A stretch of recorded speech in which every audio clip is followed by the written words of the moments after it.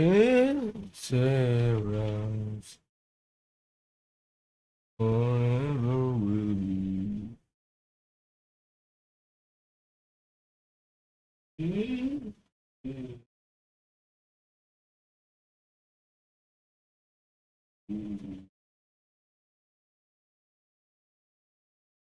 Our future is not us to see. Que será, será. Our future is not us to see. Que será.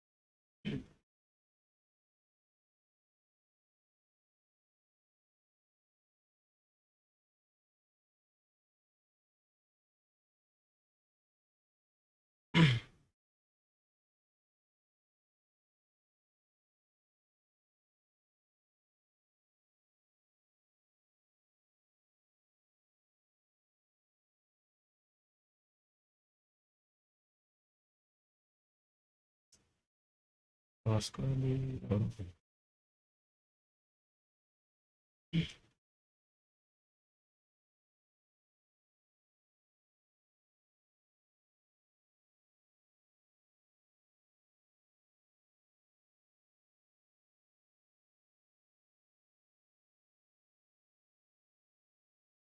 Setupnya dapat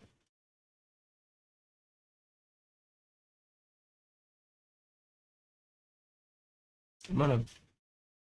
dari foto angkatan hujan. Dia orang itu belum pulang apa? Itu berarti di sana kata kata saya nggak bakal ketaker nggak ini hujan kayak gini.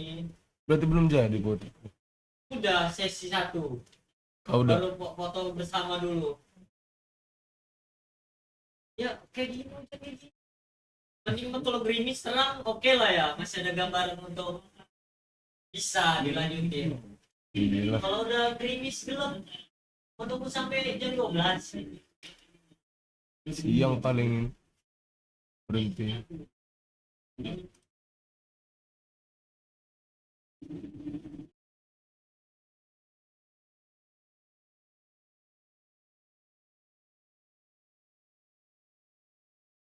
Eh,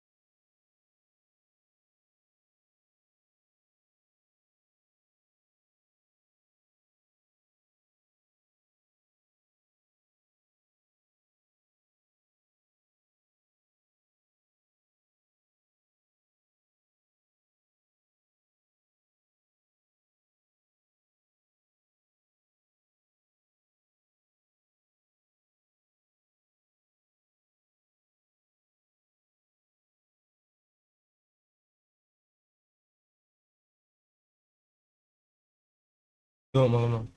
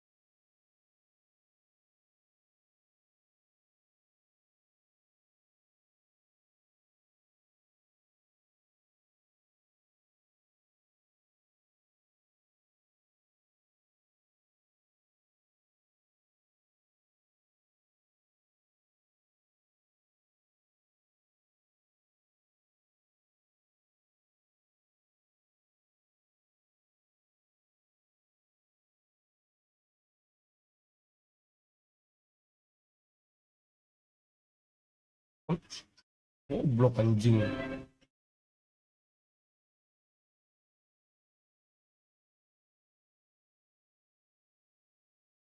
sih ini?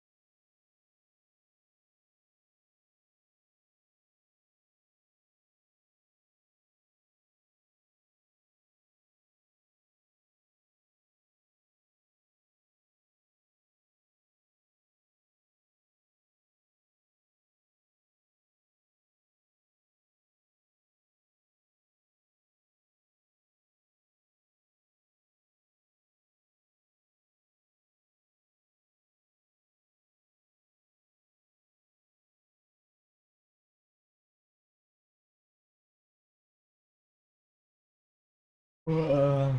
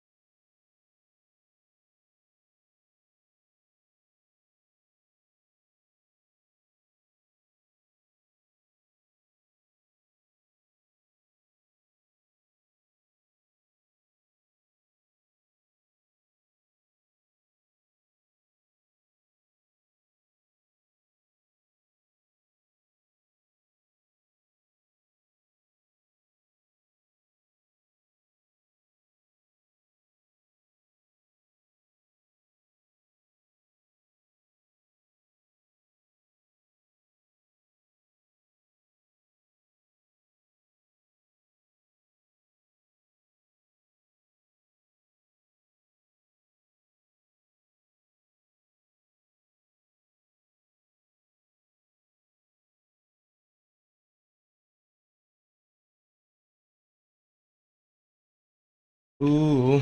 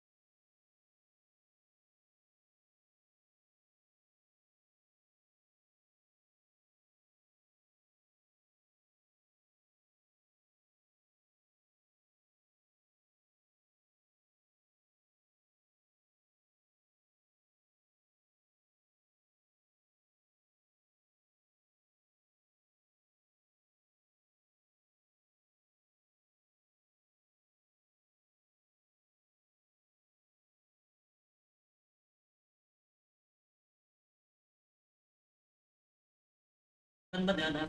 Yuk.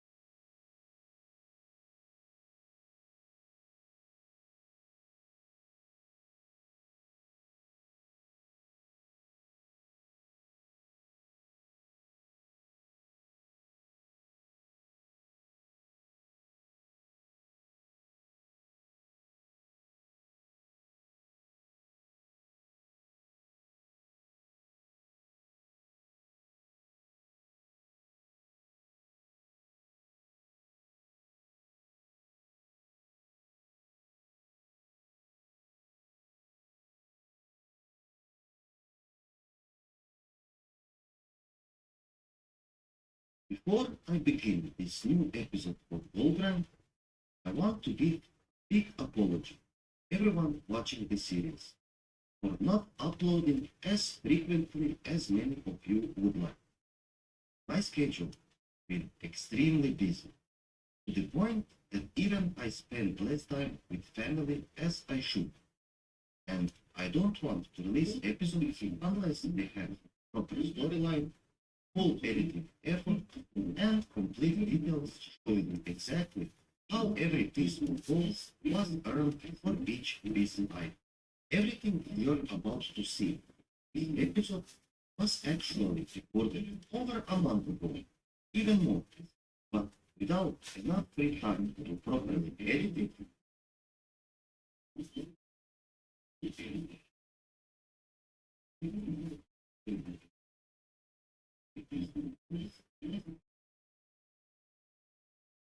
I simply couldn't release it. With that said, let's begin. In the previous episode, Goldrand and his hosts, Gringo and Ringo, managed to farm enough gold for the third piece item, a piece of hand sword. Just under 50k gold was collected, enough for two separate trades that sold almost instantly. If you missed just how difficult and intense the grind was right after the gold squish, make sure to check out the previous episode. Before we fully jump into this one, there are few important things to mention. After the Beast item was claimed from the mailbox, all three characters combined had less than 2,000 gold left. That's far from ideal, especially since both alts rely heavily on having available gold to buy materials, craft profession items, and continue selling on the auction house. So while I was editing the previous episode, which by the way took nearly an entire week, and taking a short break from active series progression, Gringo was quietly running Operation Mech in the background 24/7. The result? If everything sold, even at slightly lower prices than originally posted, Gringo would generate roughly 20,000 gold in total, which is nearly half of what the entire previous episode produced. Part of that gold stash was then transferred to Ringo, allowing him to purchase the remaining important enchanting recipes and finally begin making seed.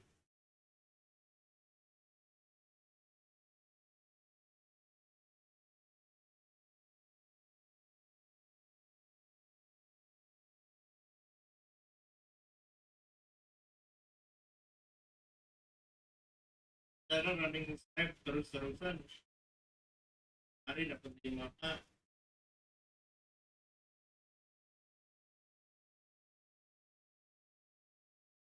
35 gol aja lah. Oh, kali kita dikit aja nggak enak. Ya, dia beli aku dan nggak enak. Bro, kan namanya juga gambling, bro. Ada yang tahu.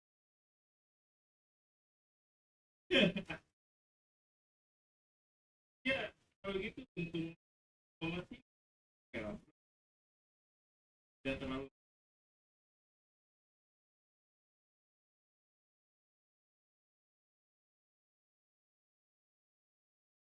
Welcome guys yang udah like dulu. Plus like.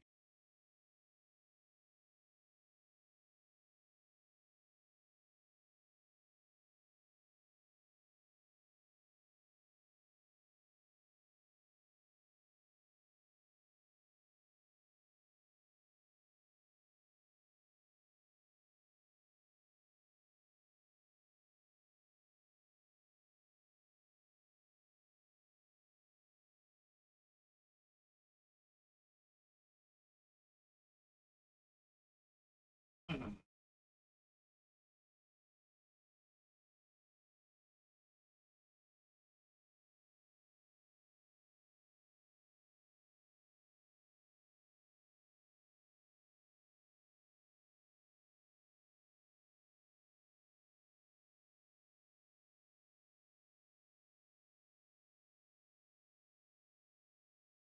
Yang benar baru.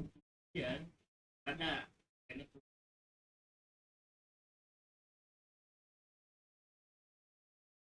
namanya juga cari duit ya bro, jangan lanjut aja.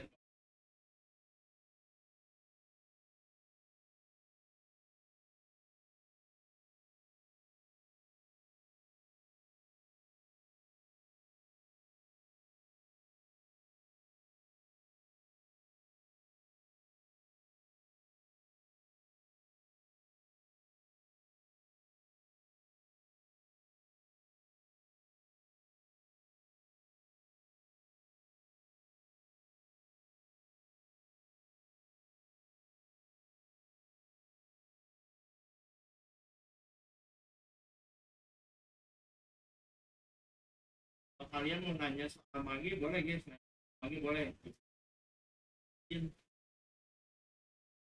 Janji bisa jawab bener guys. Kalau paladin gua nggak janji bisa jawab bener. Itu ya kalau ini gua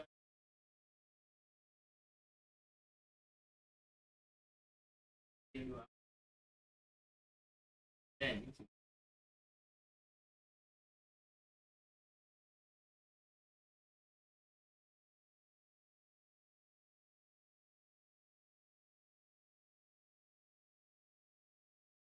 dan champion of Naruto nggak itu berminggu top itu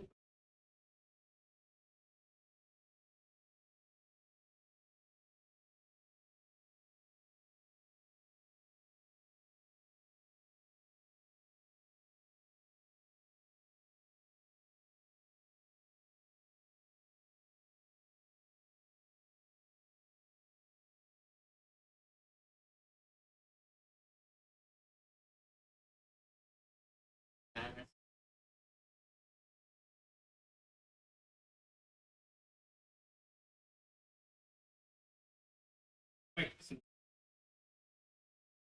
SSC sih gampang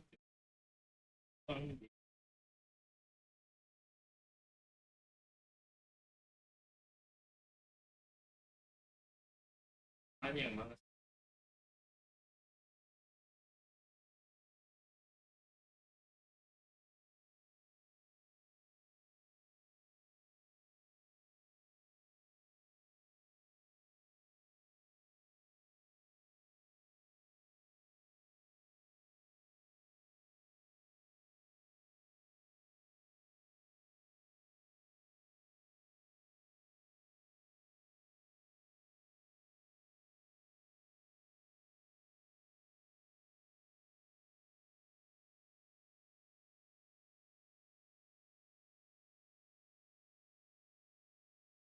aja itu gimana tuh aja gear hijau gitu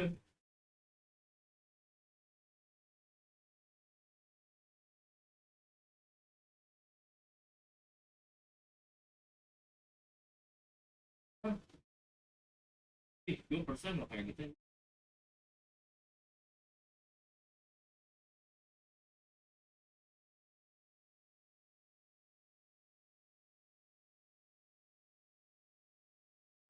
nggak pakai makro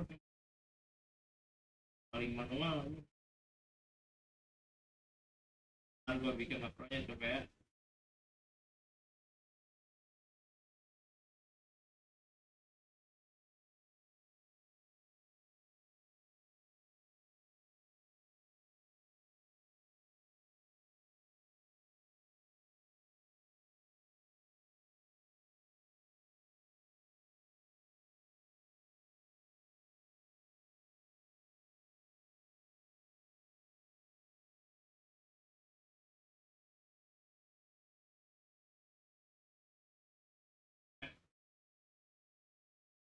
ini guys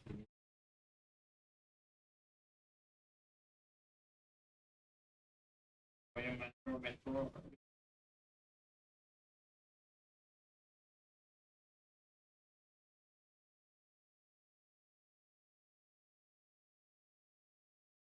mas dan juga tim badut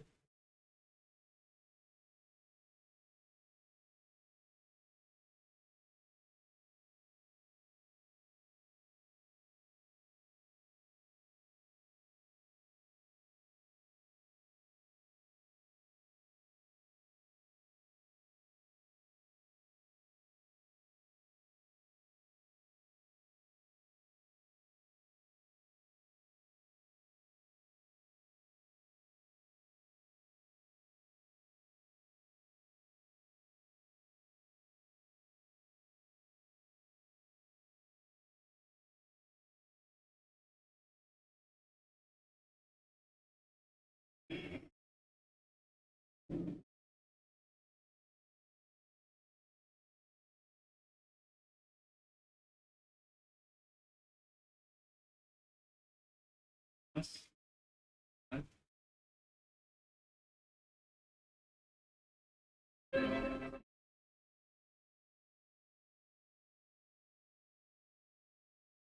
ya akhirnya akhirnya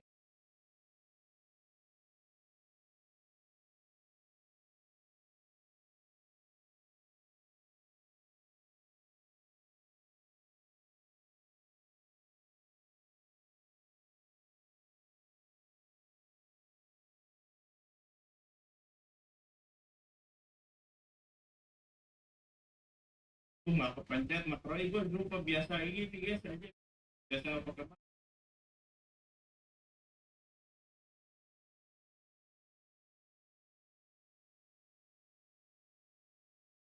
mekanik tua aja.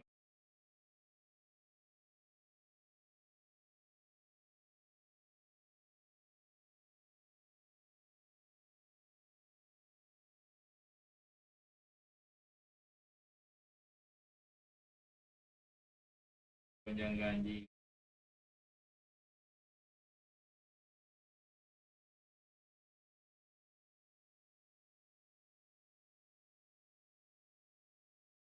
Cuman dari mana?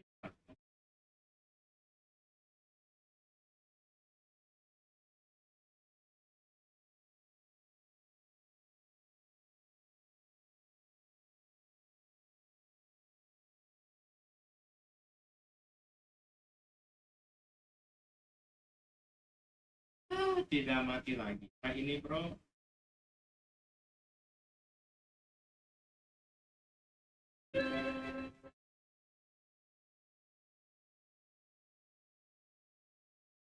Masa gue layout sih.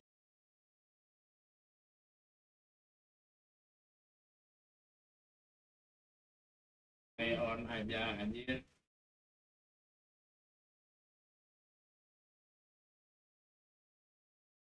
Bentar guys.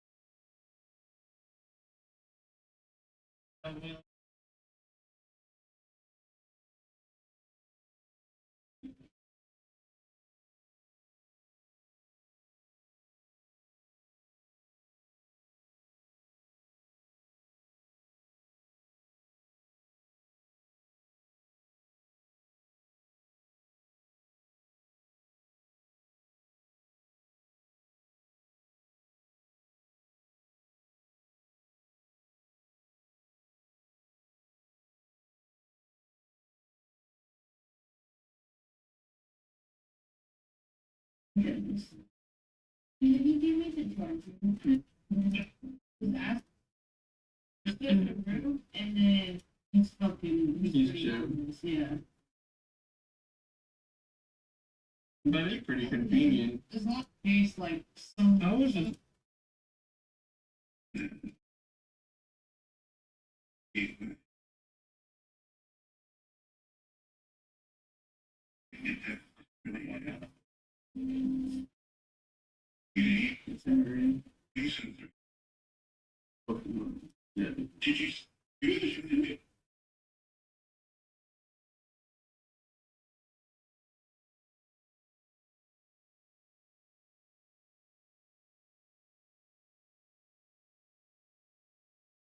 so I have to make this video ASAP for y'all, bro.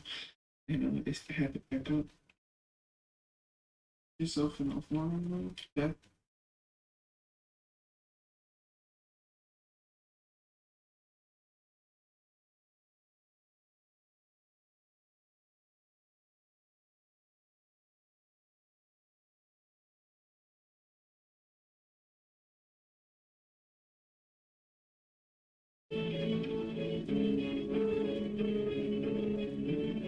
why she done that?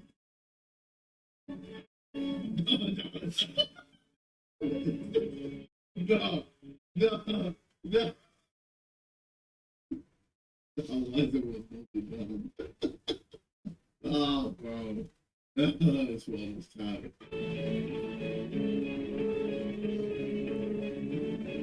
How she done that?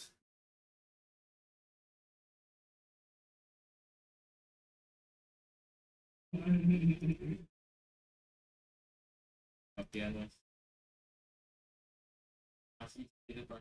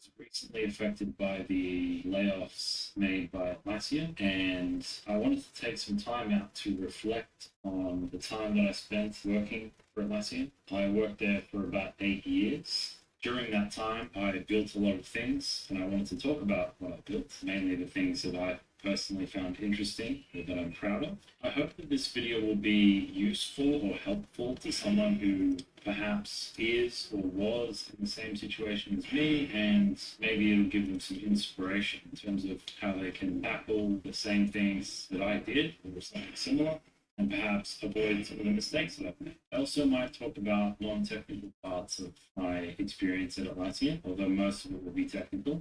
And this video will be split into chapters so that you can skip to sections that are more interesting to you rather than watching the video from start to finish. So I suppose to start with, I'll talk about when I was first hired. Even though it was 8 years ago, I still remember the interview process, which is different nowadays, and the reason why I was hired, or at least from my perspective, and the things that I started working on during the start. So yeah, let's just start at the interview process. So I was interviewed by some people that I now consider friends, and I remember having the impression while being interviewed that these individuals were quite intelligent, and that was something that was exciting. The interview process consisted of a coding quiz on HackerRank, which I aced with full marks. Then the first technical interview was with 2 interviewers, and they gave me a white paper and asked me to read it while they sat out of it for about 10 minutes. They came back in and then asked me questions about the white paper, asked me to basically articulate what was in the white paper. And the white paper was actually about custom domains, and the white paper was by Cloud. They then asked me a few questions about things like microservices, architectural things like that, containers, and whatnot. And they were happy enough. I don't remember. They were happy enough with me during that stage, so I continued to the second technical, which was a troubleshooting exercise where I was asked to essentially prompt the interviewer for information in order to troubleshoot a real incident that occurred in Atlassian. And it was an application problem that led to a denial of service, and so that was fun. And then I think I was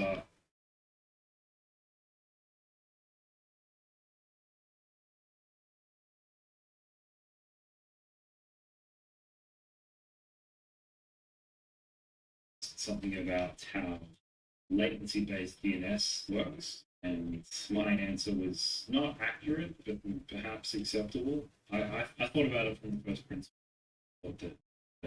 For example, I thought that Route 53 did a triangulation based on the actual latency of the client, but it is more like they probably use a geolocation on a database in order to do latency-based routing of DNS requests, of the DNS answers. Sorry. Then after that was a values interview. And to be honest, I don't really remember most of the questions for the values portion, but I do remember one thing, which was when I asked the question of, I asked the interviewer to think about 12 months from now and to look back retrospectively, what is the thing that I would have had to achieve in order for you to say it was a good decision hiring this person? And then they told me about an application that they needed to be built for the platform within Atlassian, and the application would facilitate self-service load balance, sort of similar to if you were using Amazon application load balancers or the equivalent in any cloud provider, but for the internal developers. And it was essentially just a framework that I personally was not familiar with. And I said I could build it because I had confidence in building web apps with Python at that time. And they accepted my level of confidence and decided to hire me. So that's the interview portion completed. So I joined Atlassian, and they have this classic saying or impression that when you join Atlassian, that you are drinking from the fire because there's so much information that you have to absorb in the first few weeks and months in order to just sort of get going. My very first task, at least the task that I gave myself, was to build the application that they had told me that they wanted. Let me just open a browser take a little look-see at what I mean. My face a little bit, it's more realistic. Now, Skeletor is care about. So they wanted me to build an open source project. This is a web app with an API which facilitates the provisioning of resources for a platform, essentially. So you can see here, it's sort of built to operate in a Kubernetes world, where you're submitting these provisioning requests as things and it's going to bind resource to your pod, your cloud instance, whatever it is here, and it sort of sits in between these real resources.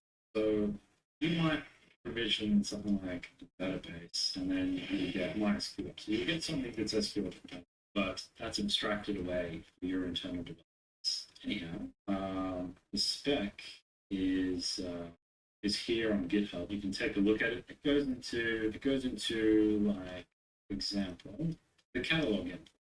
The catalog lists all of the services and plans that are available on the OSP and just metadata about them.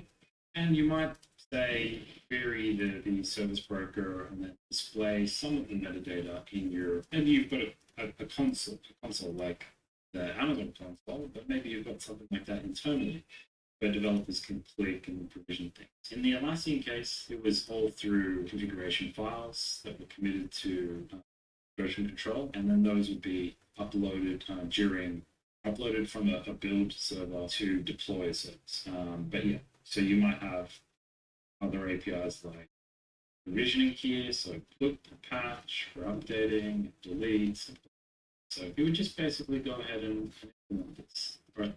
I mean, if you want to build your own, and that is essentially what I did. You can see also there's an open API document here that has the endpoints. So I chose to build this in Python using Flask. Oh no, in fact, what I built it with first is with a library called Connection. This is a Python library which takes an open API document and then creates API handlers for the paths for the API record, which is cool. But then I eventually migrated that to just pure Flask, and then eventually migrated that to Fast API, which I believe is what it still is. Okay, so it's the first 2 weeks, and my primary focus is to build sort of what I promised in the interview, which is this web app. It's going to be a broker for the platform and is going to allow self-service provisioning of load balancing. So, like I mentioned earlier, I started with this library called Connection, which took an open API document and turned that into a route. But I'm going to just go with what it ended up at, which is a fast API app, to say fast API here, and we've got a worker, we have a database, which is MongoDB, and we would have a client making requests.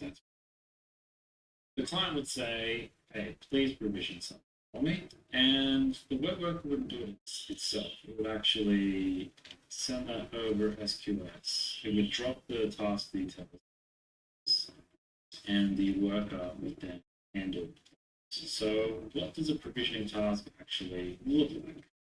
It's something like creating DNS records somewhere, maybe creating cloud fund distribution, maybe creating some API calls. This would be the provisioning task that the worker would do asynchronously while the web and client would wait for it to be completed, essentially. So the client's polling continuously, say, is it ready, is it ready?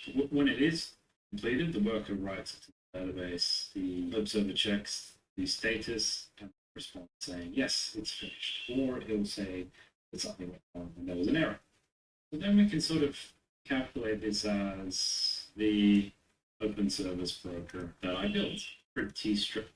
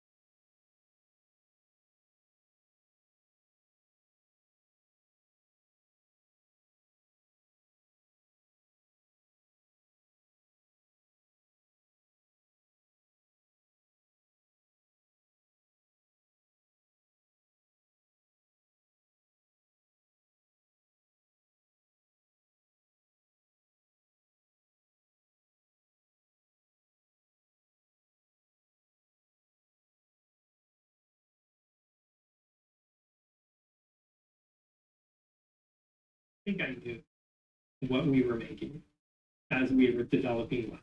I didn't know what all the systems in this game were supposed to be. All I knew was that we were building something huge and amazing and beautiful.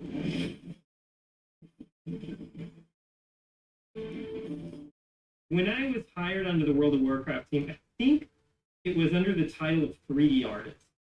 I was hired on as an associate quest designer. So I joined World of Warcraft as one of the original first two quest designers. It was myself and Pat Nagel. My name is Patrick Nagel. I started working at Blizzard in 1997. My name is Tom Chilton, and the first game I worked on here at Blizzard was World of Warcraft. Woo! Yeah, here we go. Look at this.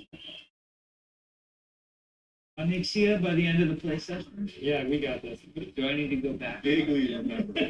What is it? What is this template thing? Do I need to worry about that? Like, You guys did work on it. You never forget your first thing, as it were, that you add to the game. You just don't. I can't say I really remember.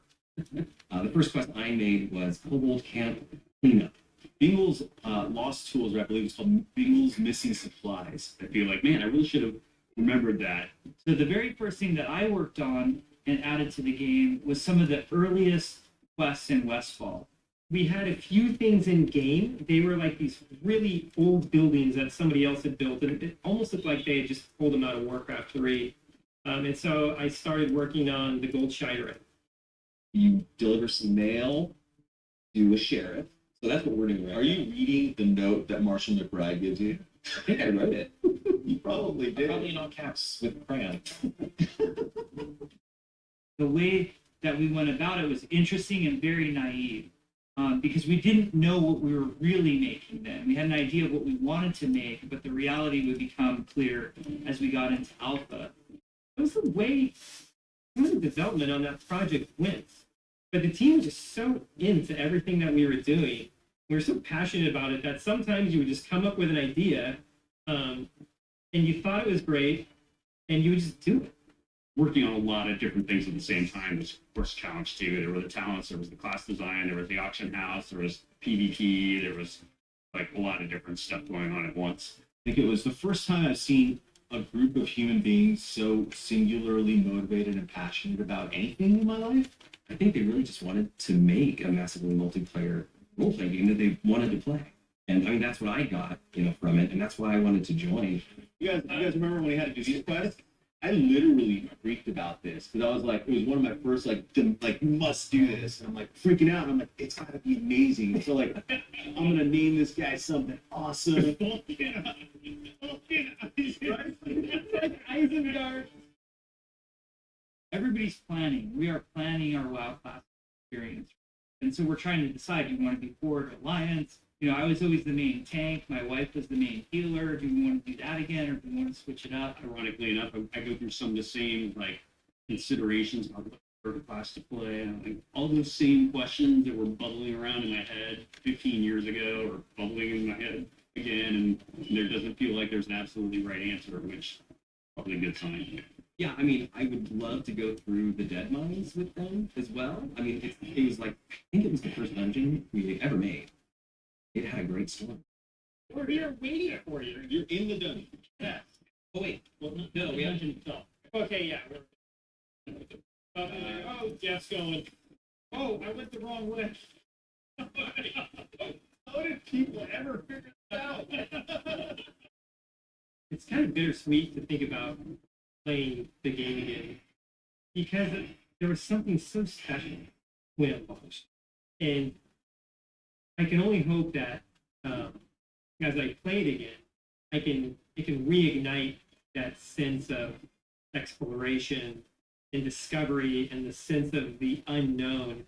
And at some point during gameplay, it's like, whatever that initial thing was that grabbed you the first time 15 years ago, it just kind of grabs you again. I need heals. I need heals. Oh, no. Oh, you're going down. Oh, God. There's the villagers. I still feel like so much of the magic is here in the game, and I wasn't actually expecting that. Yeah, how much it holds up and how much of the things that kind of drew me into the game are still there. Hey, did you guys get the sheep? For me, it goes past the playing, the nostalgia that you get and the content, and it takes me to another time of a younger me and a different mindset.